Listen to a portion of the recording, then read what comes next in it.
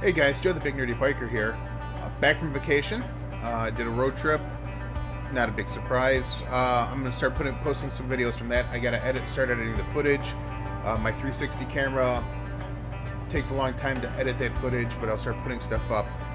I have also kind of gotten into an idea of the format I think I'm gonna start following for my videos. I'm gonna start having some shorter form videos versus the 45-minute unwatchable epics I was making last year. It'll be like highlights of stuff on the trip, or when there's something I want to talk about, making a video and putting it out there. And then I'm also going to be putting out long form riding videos that can be used as like the log on the fire during Christmas.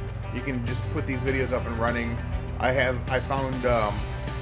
found some music I can use without having to pay for to put on YouTube without copyright issues. If you're in a band and you want me to put your music in my videos, let me know. I'll get it in there. Again, I'm not going to be able to pay you because I don't get paid for these videos. But I will happily work with you to try to get stuff out there. You'll be credited. We'll make sure that people know where to find your music so that you can get paid ultimately from using my videos as a way to advertise it.